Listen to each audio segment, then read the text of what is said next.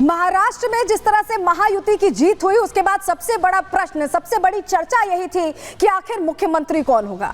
बीच में खबर यह आई कि देवेंद्र फडणवीस और एकनाथ शिंदे दो चेहरे हैं जिनको आगे किया जा रहा है, लेकिन क्योंकि बीजेपी सबसे बड़ी पार्टी बनकर उभरी थी, ऐसे में क्या एकनाथ शिंदे की जगह देवेंद्र फडणवीस को तरजीह देने वाली बात है। इसको लेकर तमाम बातें होती रही और यह भी कहा गया बीच में कि शिंदे चाहते हैं कि मुख्यमंत्री पद बना रहे, लेकिन आज पूर्व सीएम एकनाथ शिंदे ने एक प्रेस कॉन्फ्रेंस की और यह बिल्कुल शीशे की तरह साफ हो गया कि महायुति में कहीं भी अनबन नहीं है, कुर्सी को लेकर कोई होड़ नहीं है और यह सब कुछ संभव हो पाया प्रधानमंत्री नरेंद्र मोदी की वजह से। उन्होंने एक कॉल किया और तस्वीर बदल गई।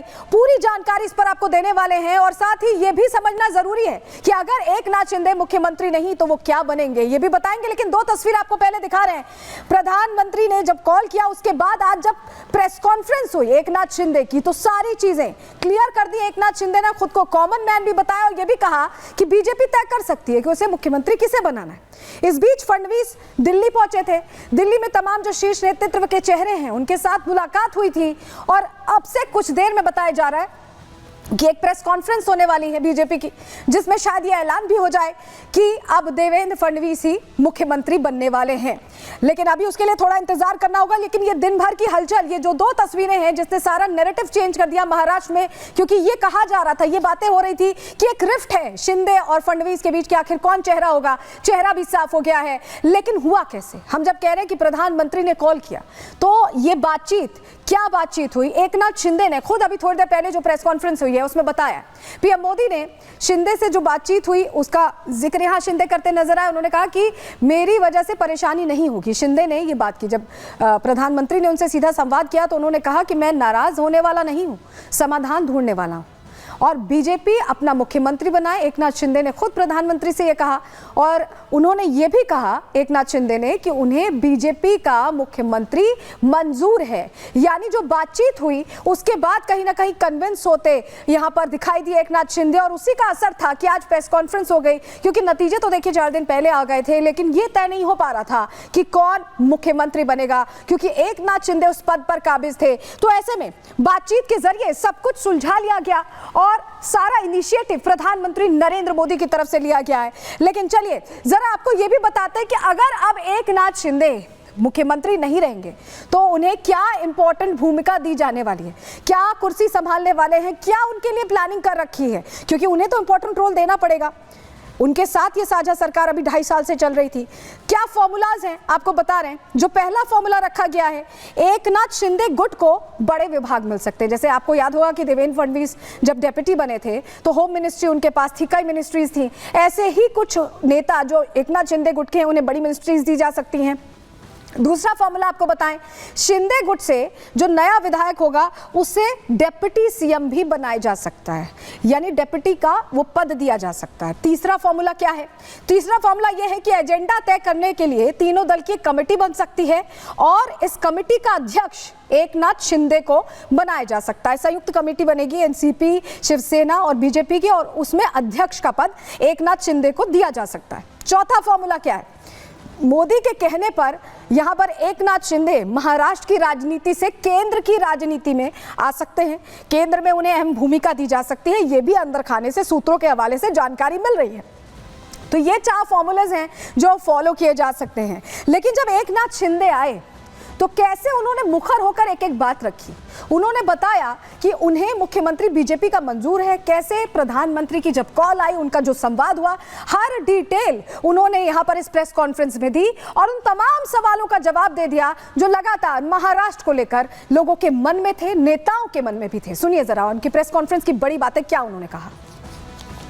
वरिष्ठ नेतृत्व जो है वो जो निर्णय लेगा उसके लिए शिवसेना का पूरा पाठिंबा है, शिवसेना का समर्थन है। कल अमित शाह जी के साथ, अमित भाई के साथ हमारी तीनों दलों की बैठक होगी। उस बैठक में पूरी तरह चर्चा होगी विस्तार से, और विस्तार से चर्चा होने के बाद निर्णय होगा। शिवसैनिक को मुख्यमंत्री बनाना, वो मुख्यमंत्री बनाने का सपना मोदी जी और अमित भाई ने पूरा किया और निश्चित रूप से पूरे पहाड़ की तरह वो मेरे पीछे खड़े रहे। इसका मुझे गर्व है, इसलिए मैं उन दोनों का बहुत बहुत काफ़ी आभारी हूँ। और हमारी सरकार हमारे बाला साहब ठाकरे जी के विचारों पे चलती है। आनंद दिघे साहब हमारे गुरु है और निश्चित रूप से ऐसी सरकार जो है आम जनता की सरकार है। और हमारे साथ हमारी सहयोगी कोमल जुड़ रही है, उनका हम रुख कर लेते हैं। देवेंद्र फडणवीस कहा जा रहा है दिल्ली आने वाले हैं कोमल, और अब तो क्लैरिटी हो गई है बिल्कुल। एकनाथ शिंदे ने पूरी तरह से कह दिया है कि बीजेपी अपना मुख्यमंत्री बनाए, वो पूरी तरह से समर्थन में है। शीशे की तरह चीजें साफ होती दिख रही हैं वहां पर। बिल्कुल, देखिए लगातार अटकलों का बाजार गर्म था, लेकिन उन तमाम अटकलों पर जो है पूरी तरह से एकनाथ शिंदे ने विराम तो लगा दिया है। लेकिन अब चूंकि बात हो रही है कि आखिर उन्होंने साफ तौर पर कह दिया है कि बीजेपी का जो भी कैंडिडेट होगा वो पूरी तरह से मंजूर होगा। ऐसे में देखिए सबसे प्रबल दावेदार जो है वो देवेंद्र फडणवीस बताए जा रहे हैं। और उसके बाद से देखिए जब से एकनाथ शिंदे ने ये पीसी की है, पीसी करके पूरी तरह से सब कुछ साफ कर दिया है, जो कयास लगाए जा रहे थे पूरी तरह से उन पर विराम लगा दिया है। तो ऐसे में अब हलचल एक बार फिर से तेज होती हुई नजर आ रही है। और अभी जो जानकारी मिल रही है उसके अनुसार देखिए देवेंद्र फडणवीस की बात हो जाए, अजीत पवार की बात हो जाए या एकनाथ शिंदे की बात हो जाए, तीनों को जो है दिल्ली में तलब किया गया है। साथ ही साथ कल अमित शाह से भी तीनों मुलाकात कर सकते हैं, क्योंकि अब आगे क्या रणनीति होगी। क्योंकि देखिए सीएम चेहरे को लेकर के लगातार कयास लगाए जा रहे थे कि महायुति में कौन से दल का सीएम होगा। एकनाथ शिंदे ने साफ तौर पर सीधे साफ कर दिया है कि बीजेपी अपना कोई भी कैंडिडेट को सीएम बनाए, उससे उन्हें कोई प्रॉब्लम नहीं है। साथ ही साथ आभार भी व्यक्त करते हुए नजर आए हैं कि जो 2.5 साल का कार्यकाल उन्हें दिया गया, वो कार्यकाल में उन्होंने बहुत काम किया, जनता के लिए बहुत ज्यादा काम किया, उसके लिए भी पीएम मोदी का धन्यवाद करते हुए भी नजर आए हैं। लेकिन इस बीच देखिए अब चूंकि तीनों नेताओं को जो है दिल्ली तलब किया गया है और कल अमित शाह से भी मुलाकात हो सकती है, तो ऐसे में देखिए अब पोर्टफोलियो को लेकर के भी आगे चर्चा हो सकती है। क्योंकि आप जिक्र पोर्टफोलियो को कर रही हैं कोमल, तो ये आपसे समझना चाहेंगे क्योंकि एकनाथ शिंदे मुख्यमंत्री थे, ऐसे में क्या वो वाला फॉर्मूला हो सकता है कि जैसे जब देवेंद्र फडणवीस को डेप्यूटी बनाया गया तो उन्हें होम मिनिस्ट्री दी गई, इस तरह की मिनिस्ट्रीज दी गई थी जो इंपॉर्टेंस रखती हैं सरकार में, क्या ऐसा कुछ हो सकता है कि एकनाथ शिंदे गुट का कोई चेहरा ऐसी मिनिस्ट्री संभाले या एकनाथ शिंदे केंद्र की राजनीति में जाए, कुछ इस तरह की जानकारी? क्योंकि फॉर्मूलाज कई सेट किए गए, कई डील फिक्स की गई है। बिल्कुल, देखिए आधिकारिक तौर पर तो कुछ भी साफ नहीं हो पाया है, लेकिन अगर हम बात करें, चूंकि देखिए लगातार ये बात सूत्र जो है हमें ये भी दावा करते हुए नजर आ रहे हैं कि जो एकनाथ शिंदे के बेटे हैं उनके लिए जो है वो यूनियन मिनिस्ट्री में भी पद मांगी जा रही है। साथ ही साथ देखिए ये भी कयास तो लगाए जा रहे हैं कि एकनाथ शिंदे की तरफ से, जो उनकी पार्टी की तरफ से किसी को जो है यूनियन मिनिस्ट्री में भी जगह दी जा सकती है, ऐसा भी जो है मांग जो है शायद पार्टी ने रखी है। इस तरह की बात और सूत्र जो है वो भी दावा करते हुए नजर आ रहे हैं। लेकिन देखने वाली बात होगी कि आखिर फॉर्मूला क्या होगा, क्योंकि बीच में कुछ दिन पहले भी देखिए लगातार जब हम बात कर रहे थे यहाँ पे लोगों से, प्रदेश अध्यक्ष से भी बात कर रहे थे, तो एक तरह से एक चीज तो क्लियर हुई है सलोनी की आखिर जो संख्या बल की बात करें तो अगर संख्या बल पर जो है मंत्री का जो फॉर्मूला है वो तय हो रहा है। 6-7 विधायकों पर एक मंत्री का फॉर्मूला जो है वो देखने को मिल रहा है। तो अगर हम ये 6-7 विधायकों पर एक मंत्री के फॉर्मूला को देखते हैं तो यानी देखिए बीजेपी के जो है 22 से 24 मंत्री बन सकते हैं। इसके साथ ही साथ देखिए शिवसेना के जो है 8 से 9 मंत्री बन सकते हैं।